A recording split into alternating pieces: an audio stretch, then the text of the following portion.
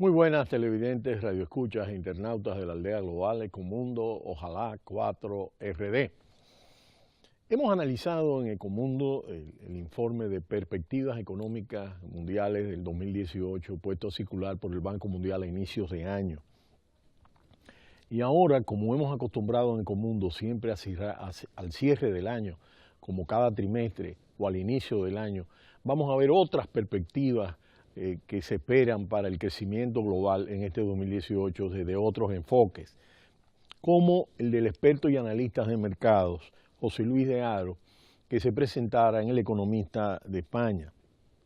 Para él los riesgos acechan a la economía global y suenan alarmas de complacencia, y el perfil de riesgo-demanda se está deteriorando poco a poco, y la creación de puestos de trabajo en Estados Unidos podría haber tocado un techo. Y a partir de ahí, él analiza y toma en cuenta representantes, líderes de grandes bancos y de bancos de inversión y expertos y analistas de las bolsas que son sumamente interesantes para ver cómo ellos enfocan y cómo él engloba el análisis futuro del 2018.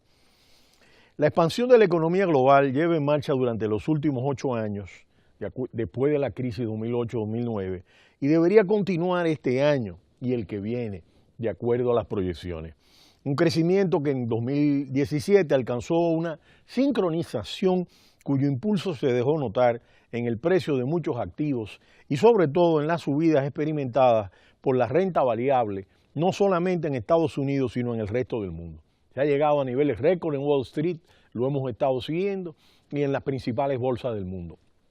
Sin embargo, aprovechando los primeros compases de este año 2018, los expertos alertan sobre la posible complacencia que se acomoda entre los inversores. Tanto Citigroup como Pacific Investment Management, PINCO, o Wells Fargo Securities, por mencionar algunos, avisan a sus clientes sobre los posibles riesgos que se ciernen en el horizonte de acuerdo a De Haro.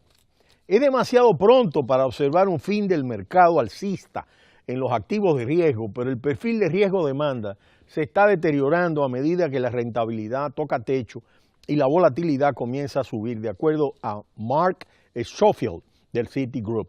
Destaca que los gestores deben tener en cuenta en qué parte del ciclo nos encontramos y qué vendrá después. El contexto actual no puede durar para siempre, y esto es sumamente importante, dado el carácter cíclico de la economía. Y en los Estados Unidos, por ejemplo, pues ese carácter de expansión y de recuperación ya lleva un nivel récord después de la crisis 2008-2009 y las medidas anticíclicas que fueron implementadas por el presidente Obama y que lograron estabilizar el empleo en los Estados Unidos y lograr una recuperación de la economía global. Por su parte, Joachim Fels de PINCO considera que el crecimiento y la creación de puestos de trabajo en Estados Unidos podría haber tocado techo, lo que sería una señal clara de que nos acercamos al final del ciclo de negocios. Y esto es sumamente relevante y los economistas y los analistas están muy atentos a esta alza que ya lleva más de lo acostumbrado en el caso de la economía norteamericana y que en la bolsa han registrado récord tras récord que han superado los niveles de récord que existieron hasta 1964.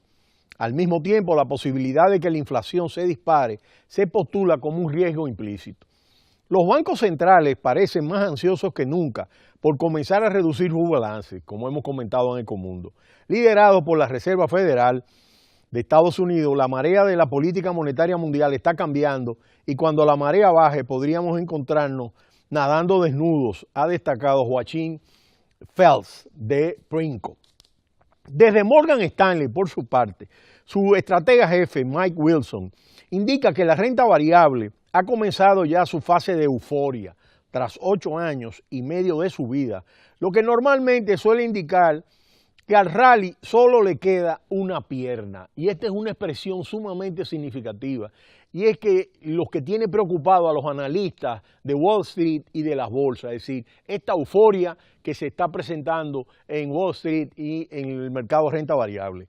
Por su parte, Jay Hatzius, economista jefe de Goldman, recalcó en un informe a sus clientes que los tipos subirán mucho más rápido, las tasas de interés, y que alcanzarán un nivel más elevado que el actualmente reflejado por la Reserva Federal, como hemos visto, que ya ha ajustado 3 veces la tasa de interés y se espera que a principios de año vuelva en su reunión a ajustarla. J.H. Brisson, economista global de Wells Fargo Securities, considera que la economía global ha crecido a un ritmo de 3,5% entre el 2012 y 2016 y se mantendrá en estos niveles tanto este año como el que viene, 2018, 2019. Aún así, Brisson advierte que algunos factores podrían indicar que existen riesgos asociados con estas proyecciones. Y esto es sumamente importante, como destaca el informe del Banco Mundial que comentáramos en Ecomundo. El mundo está más apalancado al día de hoy que en 2008, manifiesta señalando cómo el ratio de deuda con respecto al Producto Interno Bruto de la deuda pública en 2008 en los países avanzados se mantenía por debajo del 70% y actualmente supera el 100%, como vamos a ver más adelante. Mientras las tasas de interés no aumenten significativamente, las dificultades para costear y pagar esta deuda no parecen muy probables. Pone de manifiesto, advirtiendo, eso sí, que una inflación más alta de lo esperado podría generar un ritmo más agresivo de endurecimiento monetario por parte de la Reserva Federal. Y esta es una de las cosas que la Reserva Federal tiene muy clara, cuál es el nivel de pleno empleo, cómo anda esto y cómo anda la inflación en su meta de 2%, de acuerdo al crecimiento del Producto Interno Bruto. Esto tendría consecuencias globales. Al mismo tiempo, no descarta un posible movimiento desordenado en el mercado de bonos del gobierno estadounidense a medida que aumenta la emisión de bonos del Tesoro y los precios de las acciones en algunos países se encarecen de forma notable. Tampoco hay que perder de vista los posibles riesgos que puedan derivarse del lado geopolítico, como también advierte el Banco Mundial y como estamos viendo en los focos de Corea, Irán, todos los focos de los actos terroristas que se presentan y en algunos puntos neurálgicos. Aún así, desde Wells Fargo esperan que la expansión económica global permanezca intacta en el futuro a corto plazo. Dicho esto, y para curarse en salud, Brisson y su equipo recomiendan a sus clientes que tengan en cuenta los riesgos a la hora de tomar decisiones. Mientras tanto, la deuda global escala a un récord de 193 billones de dólares, el 318% del Producto Interno Bruto Mundial. No es más del 100%, sino 3 veces más. La deuda de hogares, empresas, bancos y gobiernos de todo el mundo zumbaba al final del tercer trimestre del 2017 un total de 232,9 billones de dólares, una cifra que representa un nuevo récord, tras incrementarse en 16,5 billones de dólares en los 9 primeros meses del año pasado, según los datos recopilados por el Instituto Internacional de Finanzas Públicas.